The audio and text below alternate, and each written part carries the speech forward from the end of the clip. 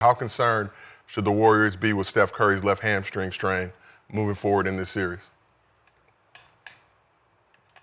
That was a mouthful. That was a mouthful.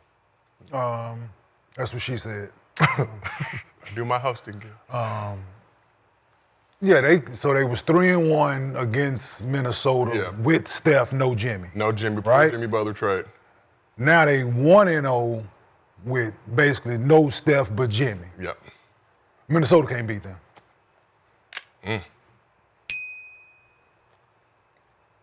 That's what I just gathered from everything that's regular season to now, first game on the road, them dudes coming off playing on the road, game 7, intense environment, having to just leave there and come in your floor and get one without their best player completing the game. They only got 13 points. I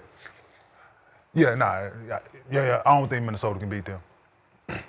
Shah, do you agree with Kenyon saying that the Wolves cannot beat the Warriors, even without Steph Curry missing some extended time? Oh, I think this extended time means something more than the Steph without Jimmy, the 3-1. You got to look at the Warriors' momentum, Game 7, and then coming in here. There's nothing that they need to let up on, even without Steph. I think the emergence of Buddy Hield is what we need to talk about, right? I think when I mentioned it the first time, it was when his back was against the wall.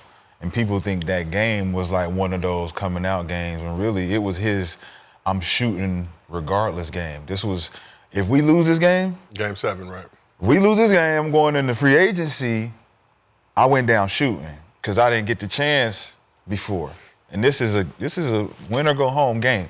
So if I'm hitting, I could take us over the top. And I think that once he did that, Steve Kerr changed his lineup. Jimmy Butler found a new friend. They funny. Found a new friend that moment. They wasn't fucking with each other. Maybe it's joke. Funny. Now they get it. Now he need him out there. Jimmy can't play effectively without Buddy out there because Buddy gonna shoot that bitch when he pass it to him. So Warriors have Buddy Hield to at least 2027 when he has a player option, but got him under contract for the next couple seasons. So I'm glad you talked about Buddy. So he was 0 for 7, right? 0 for 7 to start the game. The third quarter when he got hot, the bucket that went in for him didn't count. The first it was an offensive foul, I think, on Gary Payton. It said it was a moving screen. Buddy shot the 3 and went in. There it go. I was like, I said, oh, there it is. That's right? what he said too. There it go. He said it well. I didn't shoot the motherfucker, but I knew when it was all net, the motherfucker looked. Shake his head. Mm-hmm. And the very next one he shot went in and out. Boom. And now he made the next one. The next one went in and out. And he was on from there. I'm like, he finna have a hell of a third quarter. You have a hell of a series. Yeah. So we talked about Buddy, Game 7 at 33 points. The 2 games prior to that, 4 combined points. He had 0 Game 6, 4 in Game 5. But starting to find his groove, starting to find his groove. You gotta let it fly. Shooter shoot. Now Steve Kerr has to trust him. I mean, the fact that that they stayed together to get this win. I mean, the 17-0 run actually helped them because they fell apart in the fourth quarter. Because as hot as Draymond was in that second, in the fourth, they could have lost the game because I think they shot 6 straight threes and Draymond took, 3 of them? Yeah. They were not close. The Warriors should be concerned. I mean, you think you can play without Steph when you realize that a week is 3 games for them. So for the most part, he's going to miss 3 games. They'll try to put him in second game when they get back to the Warriors. So game 4, but I mean, he's probably going to be hobbly. Yeah, I think the next 4 games every other day, and then they'll have a break from like Wednesday to Sunday between 5 and 6. And from history, it's shown that whenever Steph is not playing, Draymond goes down this rabbit hole of trying to get his ass kicked out the game. So you usually lose two players when you lose. Is that regular season though? But that's everything. Whenever. I mean, obviously we only go regular season because Steph ain't missed a game since 2018. Yeah. But for the most part, anytime Steph is not playing, it seems as if Draymond just loses his cool. Yeah.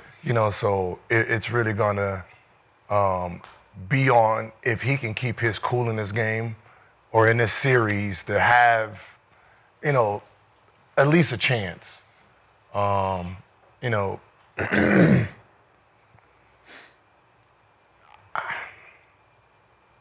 mean, you have Ant-Man who's playing with, how he was fucked by Kerr from,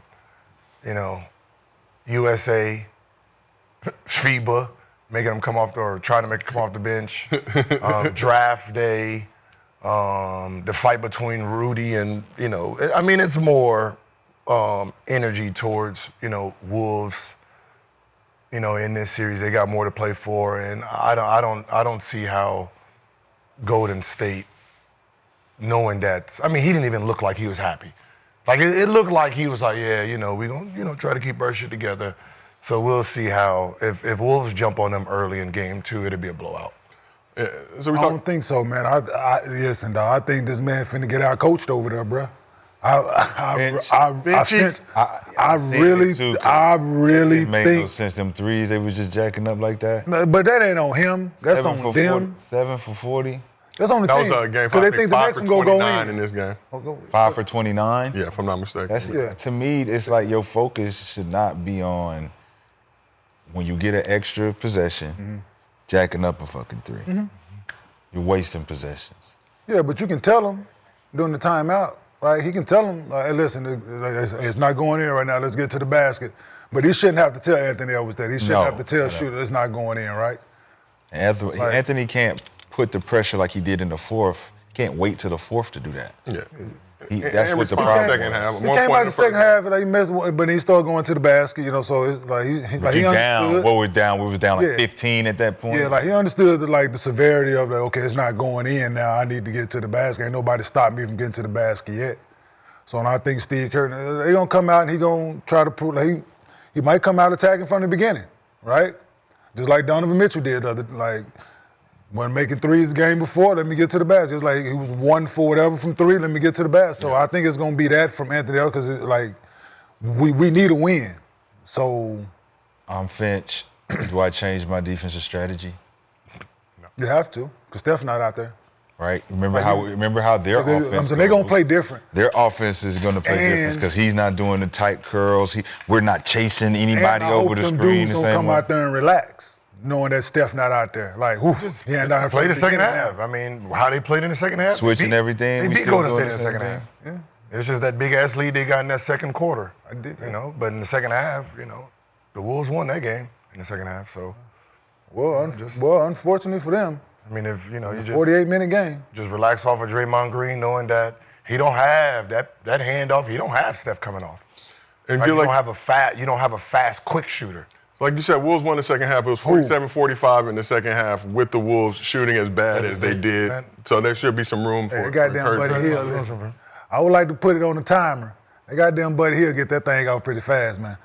So Steve Kerr said Warriors would have today off, no films, giving the team a complete day off with all the travel in the Game 7.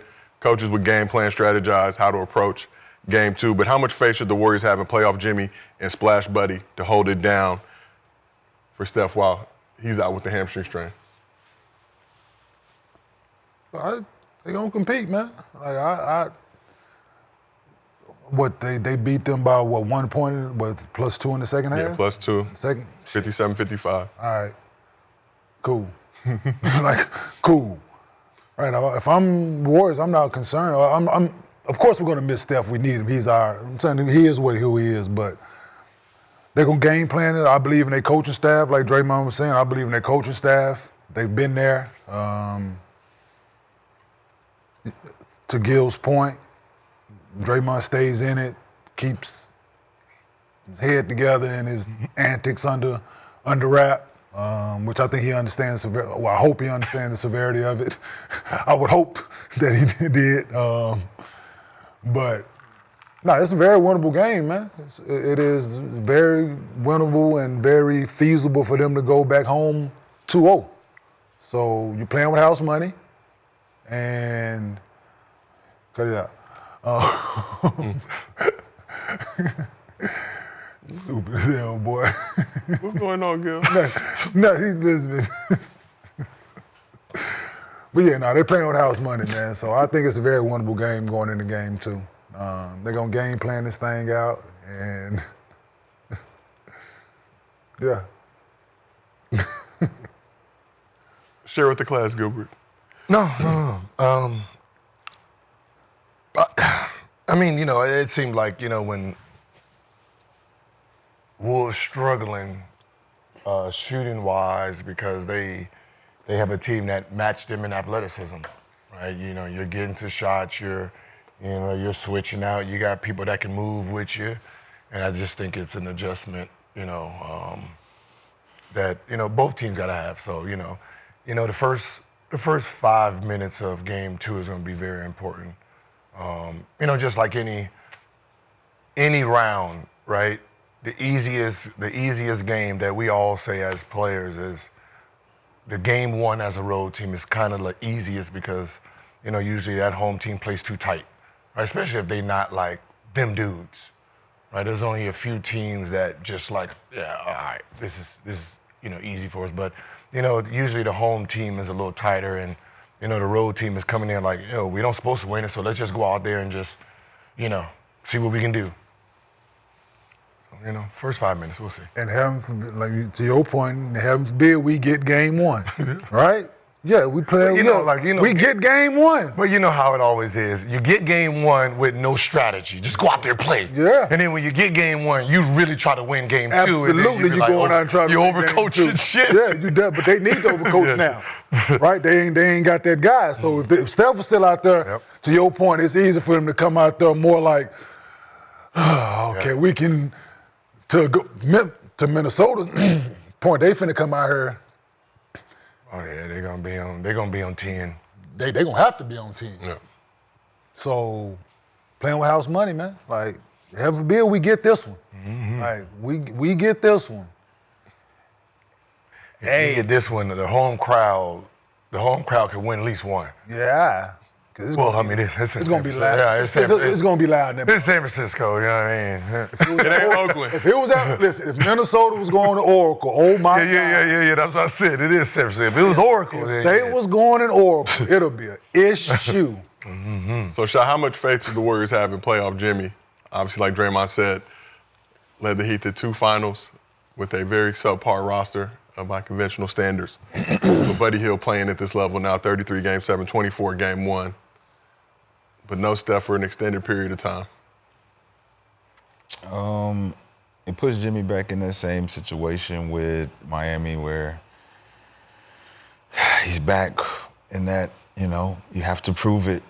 Prove you're worth the money, prove you're worth Jimmy Butler status, Batman status, that Robin label, I think he likes it because it's comfortable. He don't have to do much. But now he's going to have to figure out what to do now since he's going to be the center of attention.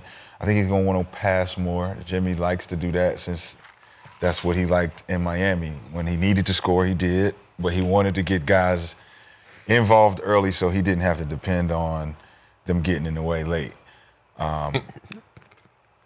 If Buddy Hield can stay locked in, if Fajinski can hit shots, I think Kuminga's opportunity is up next right now. I think he's now got the opportunity because he can't play good with Steph. Some guys just don't fucking play good with Steph. And I think that's the clash with Kuminga. He wants the ball when Steph's in the game and the system's geared around Steph. Yeah. So now he has the opportunity to get in there and slash, get the ball now. Jimmy will give him the ball. That slash will help Buddy space out. They'll be able to make this a series. I'm hoping Minnesota figures it out. I really do, because they got the grit to do it, but they still playing like they're teenagers. So Kuminga, 7 points, 13 minutes in the game. Can I ask y'all a question? If you was, how would you guard the screen with Mike Conley in it?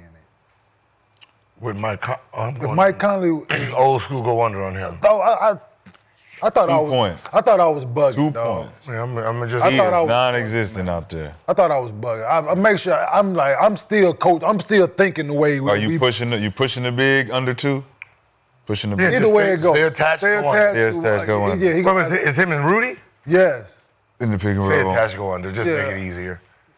Right, because it's not like he's. If he stop behind the motherfucker and make 6 of them, then we Then we shit. adjust. But other than that, if he's shooting 6, that means Anthony Edwards ain't doing what he's doing. yeah. I mean, it's, you know. McDaniels ain't motherfucking Julius Randle ain't making playing plays. one-on-one, Yeah, like- so yeah, So who's better to play at that one spot, him or Walker?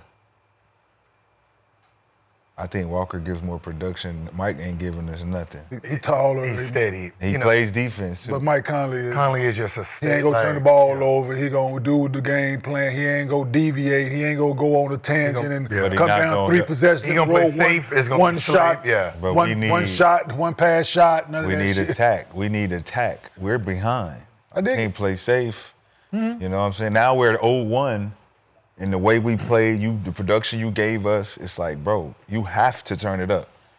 Everybody has to, Nas Reed, you got to turn it up when you come in.